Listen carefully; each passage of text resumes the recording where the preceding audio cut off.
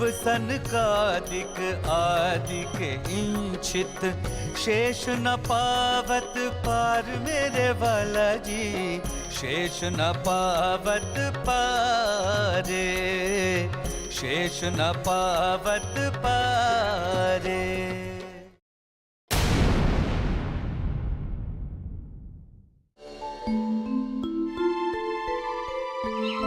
मैं कौन हूँ, कहाँ से आया हूँ, मेरा निज स्वरूप क्या है, सच्चिदानंद परब्रह्म कहाँ है, कैसा स्वरूप है उनका और उन्हें पाने का वास्तविक मार्ग क्या है। तारतम ज्ञान के अखंड प्रकाश में इन प्रश्नों का अनायास ही समाधान प्राप्त हो जाता है। लहराते हुए महासागर की अथाह जलराशि में जिस प्रकार असंख्य बुलबुले पैदा होते हैं और तत्क्षण उसी में लीन हो जाते हैं, उसी प्रकार महामाया से असंख्य लोग पल पल में प्रकट होते हैं और उसी की गोद में समाप्त हो जाते हैं। और इसी महाशून्य में प्रकट होता है आदि नारायण का स्वरूप, जो अक्षर ब्रह्म का स्वाप्निक मन होता है। संपूर्ण सृष्टि का संचालक यही है। इसी की चेतना का प्रतिभास सभी प्राणियों के रूप में दृष्टिगोचर होता है। संसार के अधिकांश मनुष्यों का प्रायः यही आराध्य देव है और इससे परे ये योग माया का अखंड मंडल है, जहां अक्षर ब्रह्म अपनी अखंड एवं चैतन्य प्रकृति के साथ क्रीड़ा करता है। ये अद्वैत भूमिका है।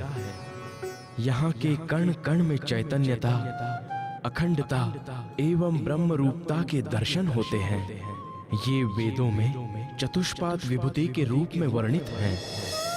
भगवान शिव, महाविष्णु, संकादिक, शुकदेव आदि की ध्यान क्रीड़ा का यही स्थान है। किंतु इस योग माया मंडल से परे वो स्वलीला, अद्वैत, अनादि, अनंत परम धाम है। भैरव जी, आपने सैकड़ों स्त्री पुरुषों सहित सुंदर साथ को अरबी लुटेरों के बंध से रिहा कराया है और हमें यहां बुलाकर सच्चे हृदय से हमारी सेवा कर रहे हैं। हम सब हमेशा आपके ऋणी रहेंगे। नहीं प्राणनाथ जी, ये तो मेरा कर्तव्य था। आखिर परमात्मा का ही तो दिया हुआ है सब कुछ। और यदि संकट में अपने लोगों के भी काम ना आए तो ये मनुष्य जीवन किस काम का। आपका ये विचार सुनकर बड़ी प्रसन्नता हुई भैरव जी, किंतु अब मैं भी आपके लिए कुछ करना चाहता हूं, जिससे आपकी सेवा के ऋण से मैं मुक्त हो सकूं। जिस प्रकार आपने सब सुंदर साथ को लुटेरों के बंधन से मुक्त कराया है, उसी प्रकार मैं भी आपको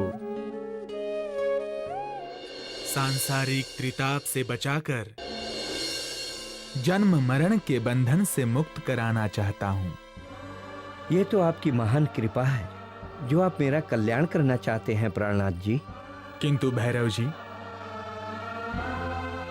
इसके लिए आपको कुछ परहेज भी करना होगा। तभी आपको घर में रहते हुए आसानी से प्रियतम परब्रह्म के चरण कमल प्राप्त हो सकेंगे। आप परहेज बताइए प्राणनाथ जी, मैं उसे करने का पूरा प्रयास करूंगा। भैरव जी, आपको इन 5 चीजों का परहेज करना होगा। पहला तंबाकू, दूसरा मांस मछली, तीसरा शराब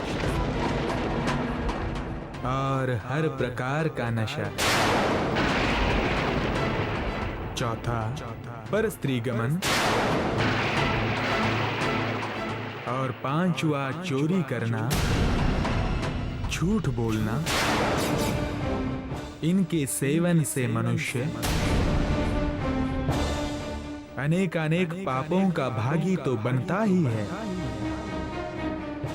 साथ ही ये वस्तुएं तमोगुणी होती है, जिनसे बुद्धि पर अज्ञानता का पर्दा चढ़ जाता है। अतः प्राथमिक रूप से 1 महीने के लिए आप इनका संयम कीजिए। यदि 1 महीने के अंदर आपको अपने निज घर परम धाम की अनुभूति न हो तो फिर आप अपना परहेज तोड़ देना और मुझे विदा कर देना। हे प्राणनाथ जी, यदि इतनी सी मेहनत से मात्र 1 मास में आत्म कल्याण होता हो तो फिर और क्या चाहिए। मैं प्रतिज्ञा करता हूँ कि 1 मास तक इन सभी दुर्व्यसनों से मैं दूर रहूंगा और संयम का पूर्ण रूप से पालन करूंगा। और इसकी शुरुआत में अभी इस हुक्के को तोड़कर करता हूँ।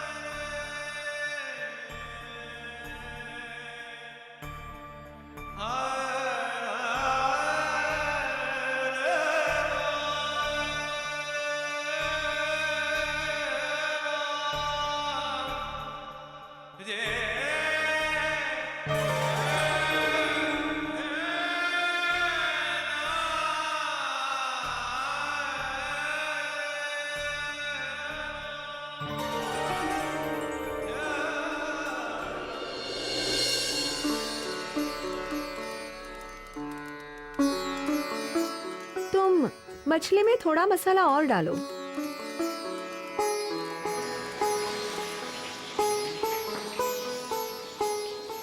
और तुम मांस थोड़ा और पकाओ।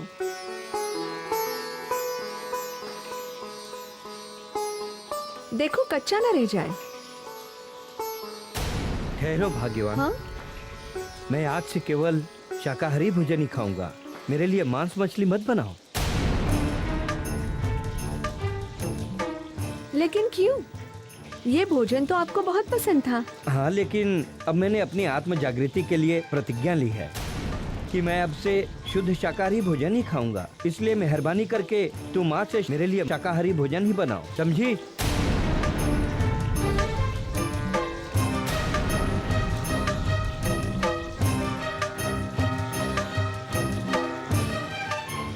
अरे तुम सब काम छोड़कर मेरा मुंह क्या देख रही हो?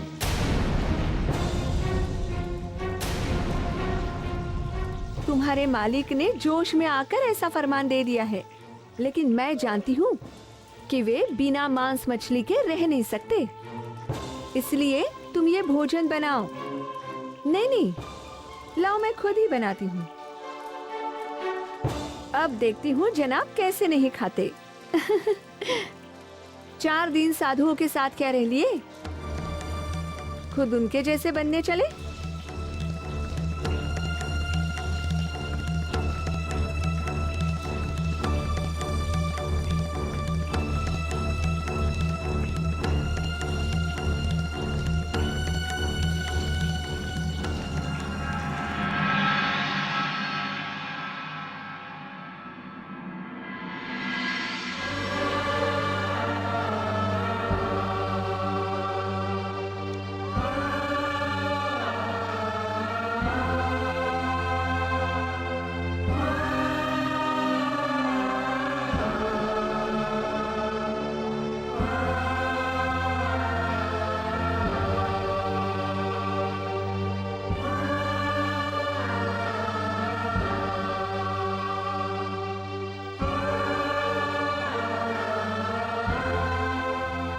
प्यारे सुंदर साथ जी, 14 लोकों एवं अष्टावरण से युक्त ऐसे असंख्य ब्रह्मांड आदि नारायण के संकल्प एको अहम बहुश्याम से उत्पन्न हो जाते हैं और लय को प्राप्त हो जाते हैं। जिस प्रकार हवा में धूल के कण कितने हैं कोई गिन नहीं सकता, यदि कोई उन्हें गिन भी ले तो भी ऐसे 14 लोकों के ब्रह्मांड कितने हैं कोई गिन नहीं सकता।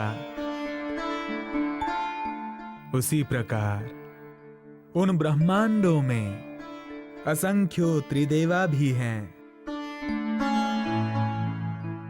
मोह सागर जो कि एक नींद का गहरा आवरण है,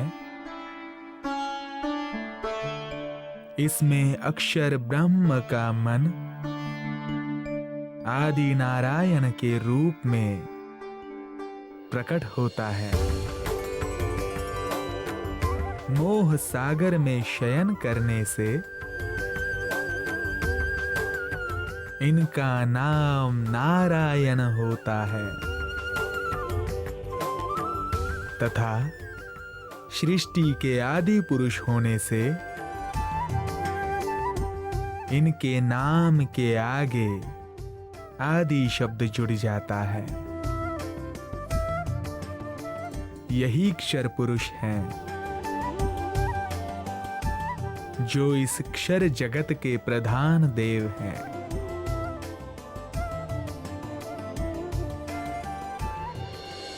इससे आगे बेहद मंडल है जहां अक्षर ब्रह्म के अंतःकरण स्वरूप चतुष्पाद विभूति हैं।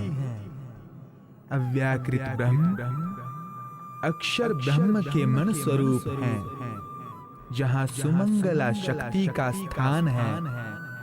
इसी के द्वारा इस क्षर जगत की उत्पत्ति एवं लय का कार्य होता है। इसके आगे सबलिक ब्रह्म है जो अक्षर ब्रह्म के चित्त स्वरूप हैं। यहाँ चिदानंद लहरी का स्थान है जहाँ से क्षर जगत में चेतना शक्ति आती है। सबलिक ब्रह्म में परब्रह्म के आवेश शक्ति के द्वारा की गई ब्रज एवं रास लीला आज भी अखंड है।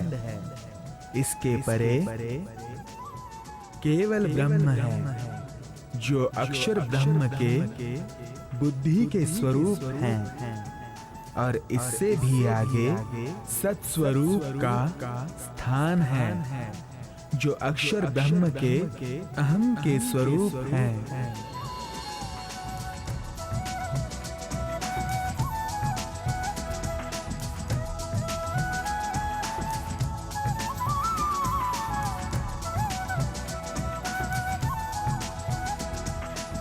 प्रणाम प्राणनाथ जी। मेरा नाम गोवर्धन भट्ट है।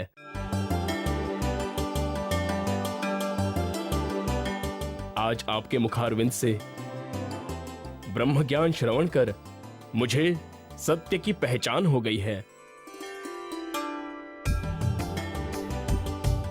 आज से मैं आपके शरण में आता हूं। कृपया मेरी आत्मा का कल्याण कीजिए। अवश्य।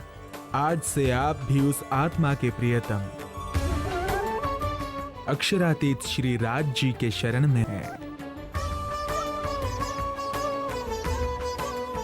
वे आपका कल्याण करेंगे।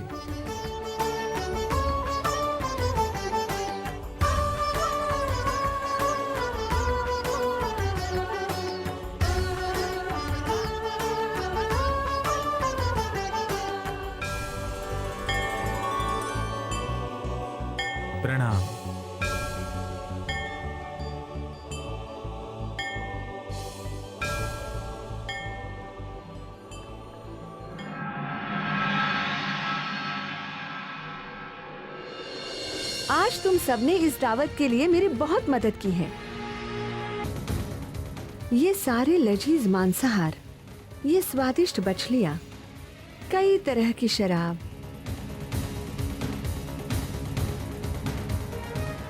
और ये मादक तंबाकू,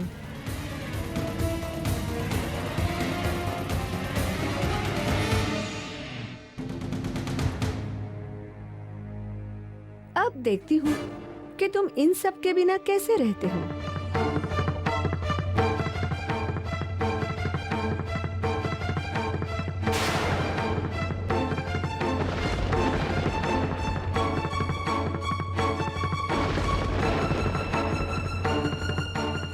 मैंने तुम्हें मांसाहारी भोजन बनाने के लिए मना किया था ना?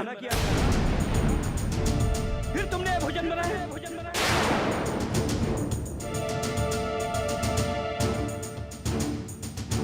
क्योंकि ये भोजन आपके लिए जरूरी है। आदत है आपको इन सब की, और शराब, उसके बिना तो आप सो भी नहीं पाते हैं। कैसे जिएंगे आप इनके बिना?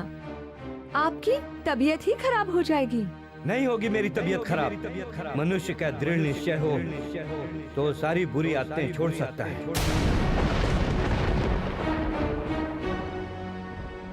जीवा के स्वाद में पड़कर निर्दोष प्राणियों की हत्या का पाप सिर पर लेना और ब्रह्म ज्ञान से वंचित रहना, ये कहाँ की समझदारी है?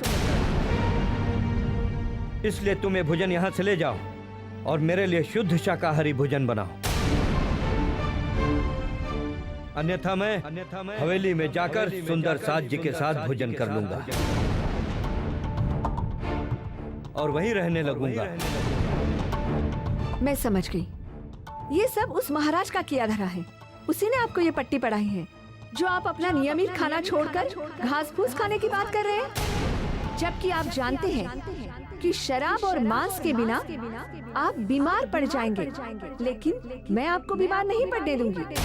मैं आज ही उस महाराज को यहाँ से जाने के लिए कहूँगी। समझ में नहीं आता कि वो यहाँ ज्ञान की चर्चा करने आए हैं या हमारी निजी जिंदगी में दखल देने। तुम ऐसा मत कहो। यहाँ वे हमारी निजी जिंदगी में दखल देने नहीं, बल्कि हमें अपनी आत्मा के निजधाम की निज स्वरूप की पहचान कराने आए हैं। हमारी आत्मा को जागृत करने आए हैं। वे तो समस्त जगत के कल्याण के लिए, उनकी आत्म जागृति के लिए अपना सुख, अपना आराम छोड़कर जगह जगह अनजाने लोगों, अनजाने देश में घूम रहे हैं। और वैसे भी मैंने परहेज का यह नियम मात्र 1 महीने के लिए लिया है। यदि 1 महीने में मेरी आत्मा जागृत नहीं हो पाई तो फिर मैं यह नियम छोड़ भी सकता हूँ। अब कहो, क्या तुम मेरी इस कोशिश में मेरा साथ नहीं दोगी? 1 महीना तो क्या, ये 1 सप्ताह भी इन सब के बिना नहीं रह पाएंगे। इसलिए अभी इनकी हाँ में हाँ मिलाना ही ठीक है। आप कुछ देर आराम कीजिए। मैं अभी आपके लिए हवेली से शाकाहारी भोजन मंगवाती हूँ और ये सब भोजन हटवाती हूँ।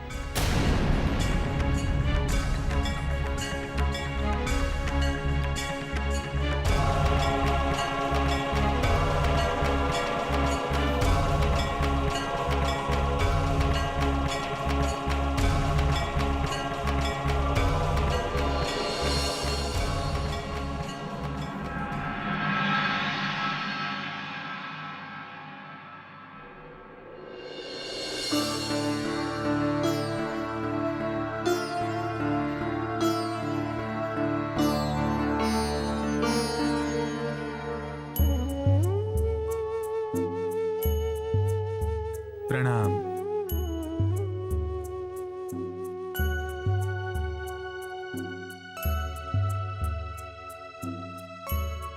प्यारे सुंदर साथ जी, इस क्षर जगत तथा बेहद मंडल से परे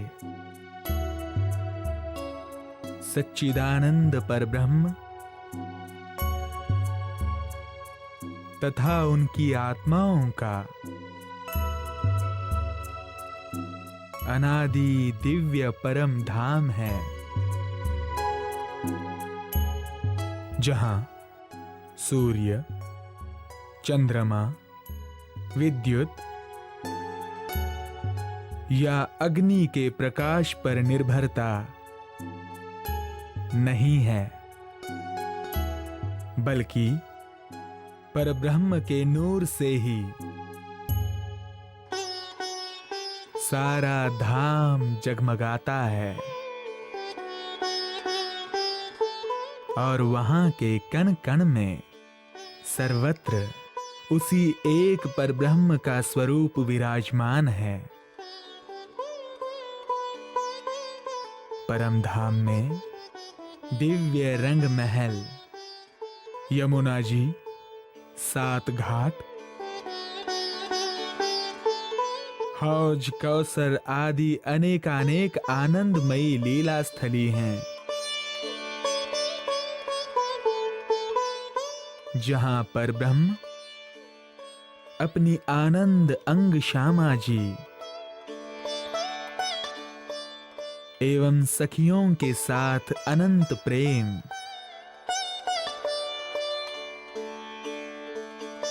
और आनंद की लीलाएं करते हैं।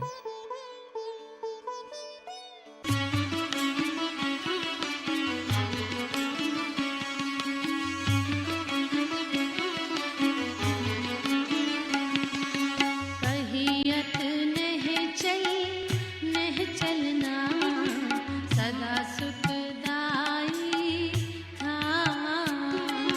कहियत नहीं चल नहीं चलना सदा सुखदाई था। साथ जी श्याम आज शाम, साथ जी श्याम आज शाम, विलसत आठों जाम रे, विलसत आठों जाम रे। कहियत नहीं चल नहीं चलना सदा सुखदाई धाम। कहियत नहीं चल नहीं चलना सदा सुखदाई धाम।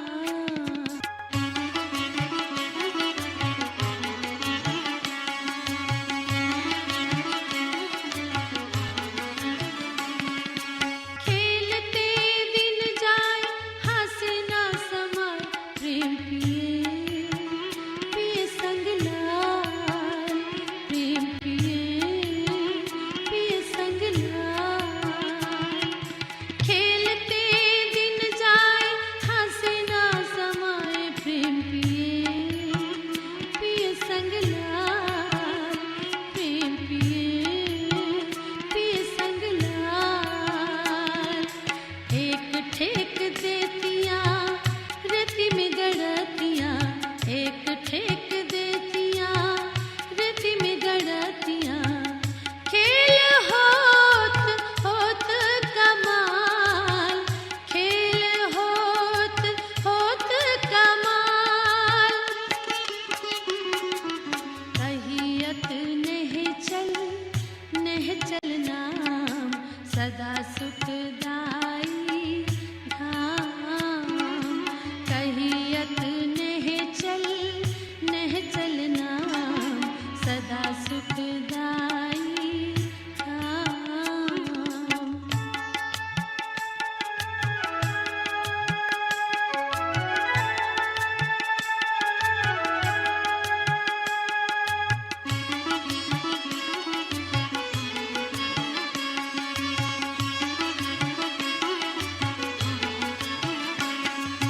परिक्रमा कर आवे पल में फिरावे, आए कदमों लगे सब संग, आए कदमों लगे सब संग। परिक्रमा कर आवे पल में फिरावे, आए कदमों लगे सब संग, आए कदमों लगे सब संग। कहे श्री महामती सब रंग रति, कहे श्री महामती सब रंग रति। क्यों कहूँ प्रेम तरंग, क्यों कहूँ प्रेम तरंग। कहियत नहीं चल नहीं सुखदाई धाम, कहियत नहीं चलना, सदा सुखदाई धाम।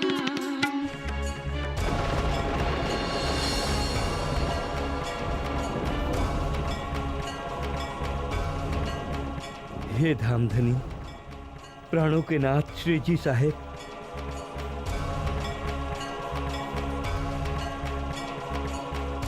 आज मुझे आपकी कृपा से उस दिव्य परम धाम की अनुभूति हो गई है।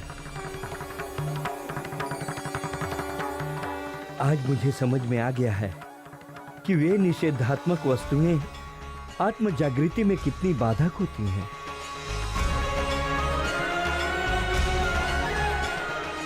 अतः आज मैं प्रतिज्ञा करता हूं कि जीवन भर उन निषेधात्मक वस्तुओं का सेवन नहीं करूंगा।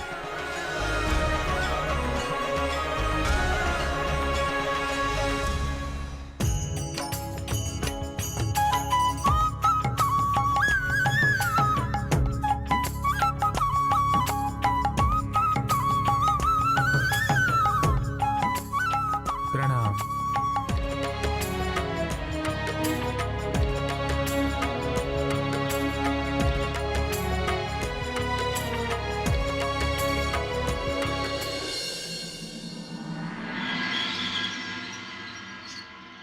इस प्रकार परहेज के तीसरे दिन ही भैरव सेठ को आत्मिक अनुभूति हो गई और वे प्राणनाथ जी की शरण में आ गए।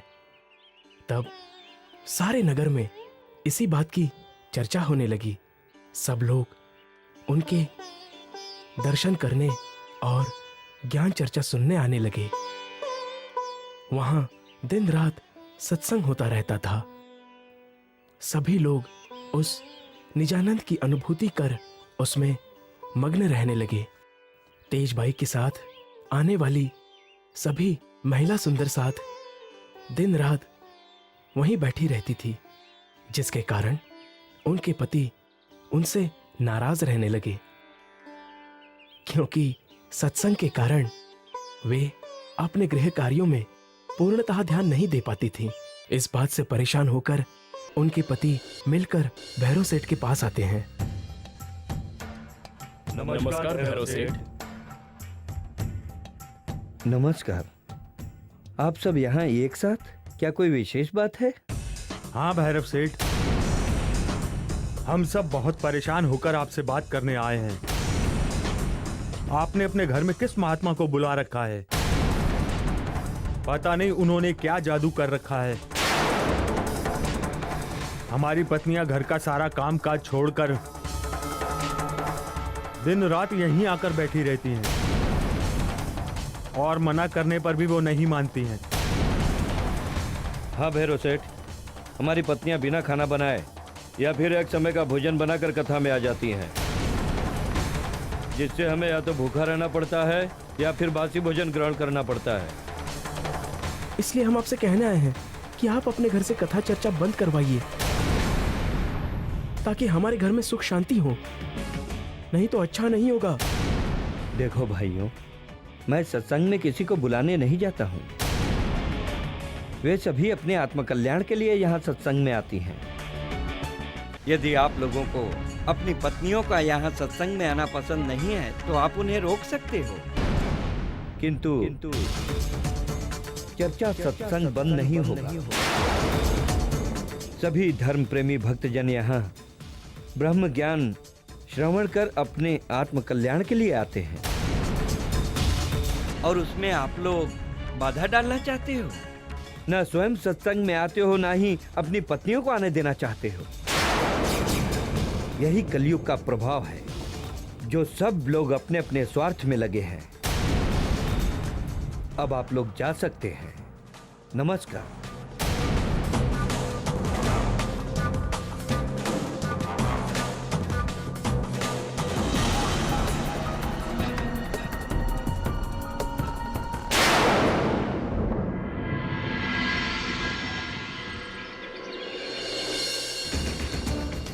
कहाँ जा रही है?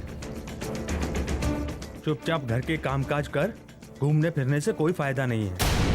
जी मैंने खाना बना लिया है और घर के सारे कार्य भी कर लिए हैं। अब मैं श्री प्राणनाथ जी के सत्संग में जा रही हूँ। तुझे किसी सत्संग कथा में जाने की आवश्यकता नहीं है। पति की सेवा ही पतिव्रता का धर्म होता है। इस तरह अपना घर छोड़कर सारी सारी रात पराये लोगों के बीच बैठना पतिव्रता स्त्री को शोभा नहीं देता है। स्वामी, हम वहाँ जाकर कोई गलत कार्य नहीं करती हैं। हम तो वहाँ परमात्मा की ज्ञान चर्चा सुनने जाती हैं। एक तो इस देश में कभी कथा सत्संग नहीं होता है, क्योंकि यहाँ कभी कोई संत नहीं आता है। और यदि हमारे सौभाग्य से हमें ब्रह्म ज्ञान सुनने को मिल रहा है, तो आप उसमें शत्रु की तरह बाधक क्यों बन रहे हो? आप मेरे नश्वर देह के पति हैं। आप इसे तो रोक सकते हो, किंतु अपनी आत्मा तो मैंने अपने प्राण वल्लभ प्राणनाथ अक्षरातीत के चरणों में सौंप दी है। इसे आप कैसे रोकेंगे? यदि आप मुझे वहाँ जाने से जबरदस्ती रोकेंगे, तो इस शरीर को छोड़कर भी मेरी आत्मा तो वहाँ अवश्य ही जाएगी। इसलिए आपके चरणों में प्रार्थना है कि आप हमें वहाँ जाने से नहीं रोके।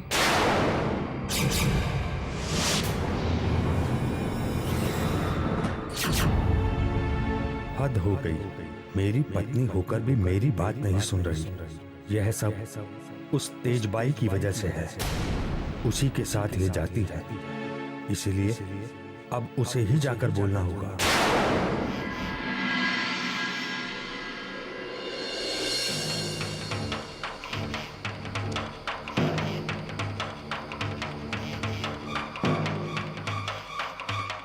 माताजी, हम सब आपके बहुत इज्जत करते हैं,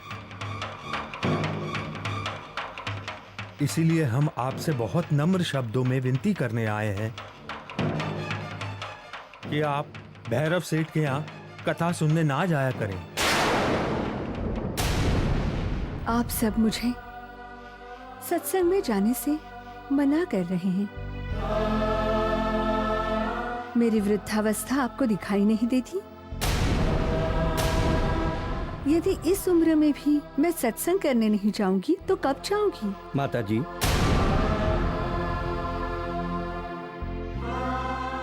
हम आपको सत्संग में जाने से कभी भी नहीं रोकते,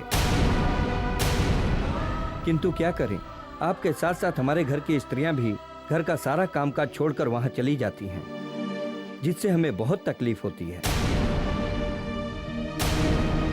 इसलिए आपसे प्रार्थना कर रहे हैं कि आप वहां न जाएं। देखिए, आप लोगों के लिए मैं अपना आत्मकल्याण नहीं छोड़ सकती, इसलिए मैं सत्संग में जाऊंगी। आप लोग यहाँ से जाइए।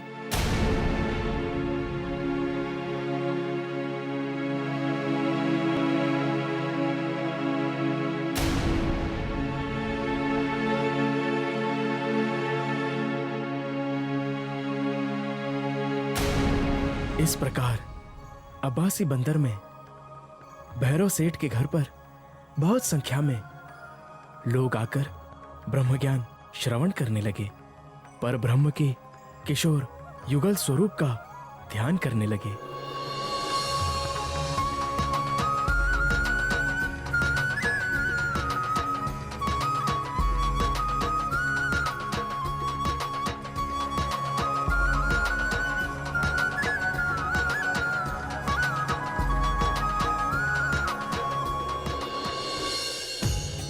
इस समय भैरव सेठ ने प्रेम पूर्वक सभी श्रोताओं एवं सुंदर साथ की यथासंभव भरपूर सेवा की।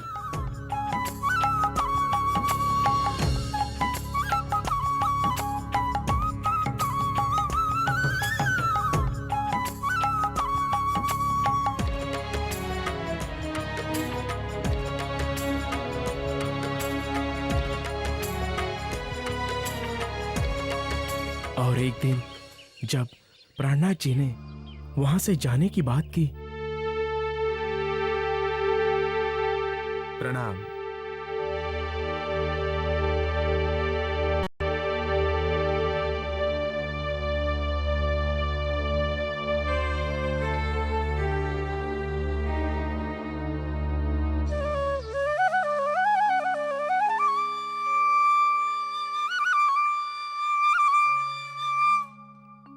हे सुंदर साथ जी,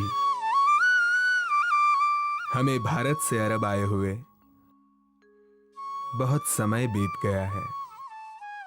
परम धाम से ब्रह्मात्माएं विभिन्न स्थानों में अवतरित हुई हैं। उन्हें भी ढूंढ कर जागृत करना है। इसीलिए अब हमें यहां से वापस भारत जाना होगा।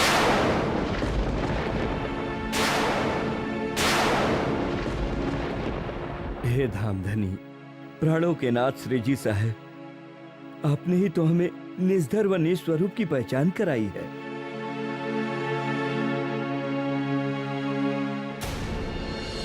और हमारी आत्मा को जागृत किया है। अब आप हमें छोड़कर कैसे जा सकते हैं? आपके सिवा संसार में हमारी कोई भी चाहना नहीं है। हम आपकी अमृतमयी ब्रह्मवाणी सुने बिना नहीं रह सकते।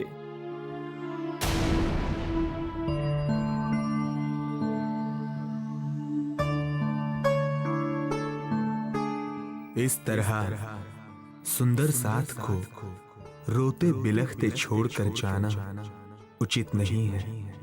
यदि यहाँ कुछ समय और रुक जाऊं तो यहाँ और भी आत्माओं की जागनी हो सकती है। जब राज जी का आदेश होगा तब ये सुंदर साथ स्वयं मुझे विदा करेंगे।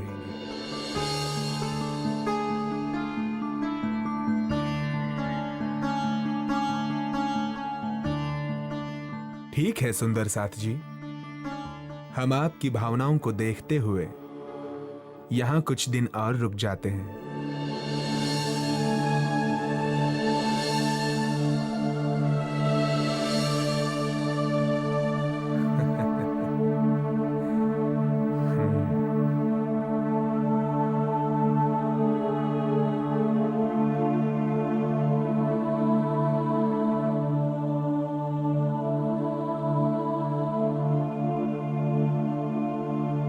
प्रणाम।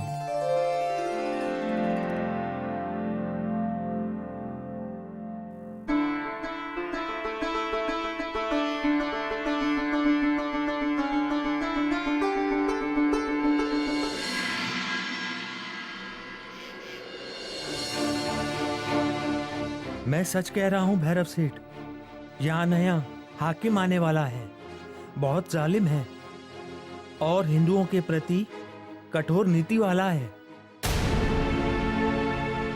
इसलिए उचित यही होगा कि आप प्राणनाथ जी को शीघ्र अतिशीघ्र यहाँ से विदा कर दें।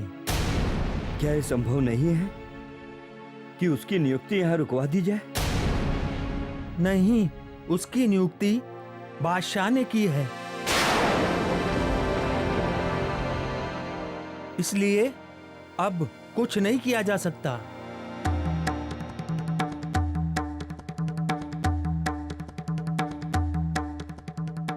हे राज्य महाराज, ये कैसी धर्म संकट की स्थिति पैदा हो गई है।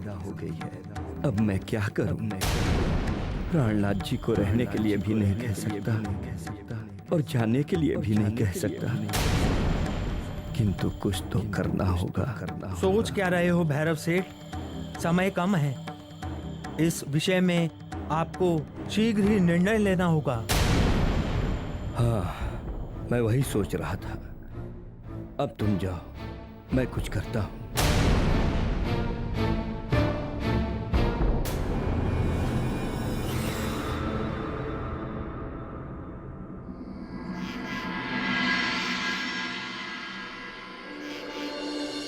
हे प्राणनाथ जी, अभी सूचना मिली है कि बादशाह ने यहाँ नए हाकिम की नियुक्ति की है, जो बहुत ही अत्याचारी स्वभाव का है।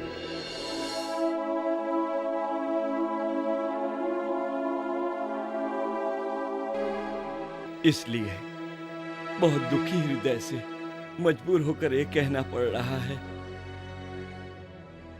कि यहाँ हम आपकी हिफाजत करने में समर्थ नहीं हैं।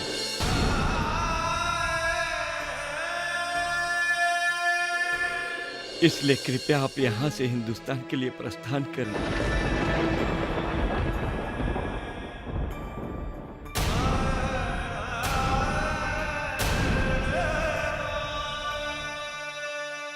तुम चिंता मत करो भैरव भाई। जो भी होता है श्री राज जी के आदेश से ही होता है और उचित ही होता है राज जी की इच्छा यही है कि मैं समस्त ब्रह्मात्माओं के जागने कार्य के लिए यहां से प्रस्थान करूं।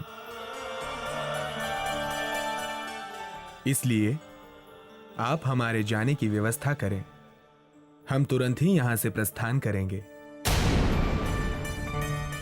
जैसी आज्ञा प्राणनाथ जी।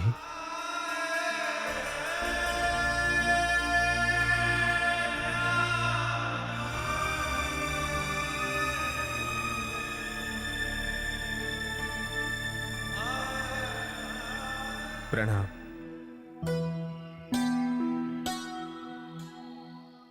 इस प्रकार श्री प्राणनाथ जी सब सुंदर साथ सहित अरब से लाठी बंदर होते हुए ठट्ठा नगर पहुंचे। यहाँ सभी सुंदर साथ ने बहुत ही प्रेम पूर्वक उनका स्वागत किया। श्री प्राणनाथ प्यारे की जय। धाम के धनी की जय। धाम के धनी की जय। श्री प्राणनाथ प्यारे की जय। धाम के धनी की जय। श्री प्राणनाथ प्यारे की जय। श्री प्राणनाथ प्यारे की जय। प्राणनाथ प्यारे की जय। प्रणाम। प्रणाम।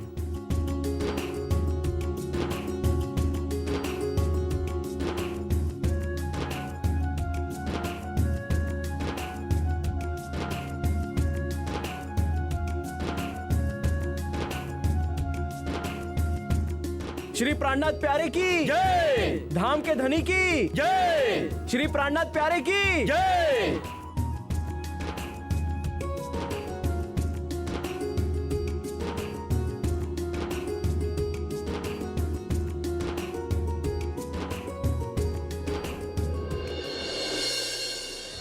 जिंदादास जी के आग्रह से प्राणनाथ जी एवं अन्य सुंदर साथ उनके घर पर ठहर गए। जिंदादास जी एवं ठाकुरी बाई ने बहुत ही प्रेम पूर्वक श्री प्राणनाथ जी एवं समस्त सुंदर साथ जी की सेवा की।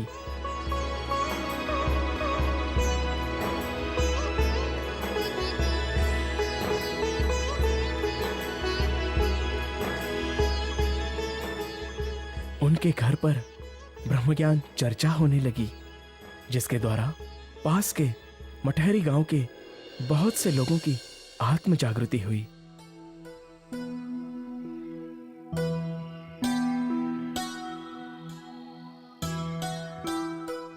जागनी कार्य निरंतर चल रहा था। आए दिन सुंदर साथ की संख्या बढ़ने लगी और फिर एक दिन यहां से श्री प्राणनाथ जी ने बिहारी जी के नाम एक पत्र लिखवाया। हे धाम धनी बिहारी जी महाराज, आपके चरणों में कोटान कोट प्रणाम।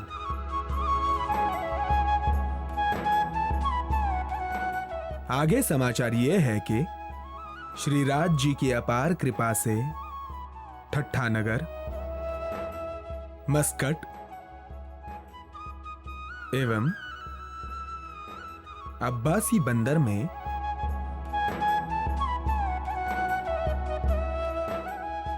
लिखा आपने, अनेकों ब्रह्मात्माओं की जागनी हुई है।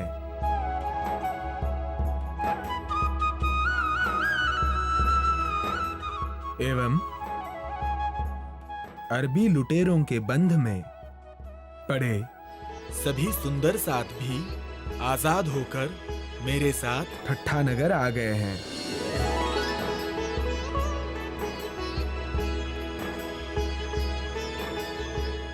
अब मैं यहां से कच्छ में नलिया आने वाला हूं।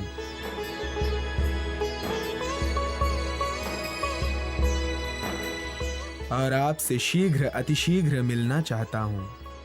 अतः आपसे निवेदन है कि आप भी नौतनपुरी से शीघ्र कच्छ पधारिए, ताकि मुझे आपके दर्शन का लाभ प्राप्त हो सके। शेष कुशल है।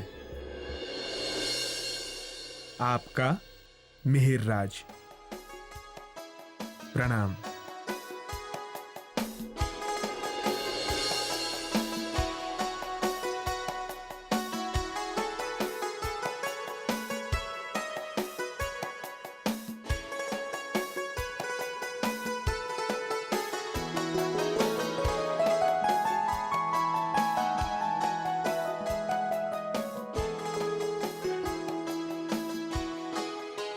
श्यामलदास,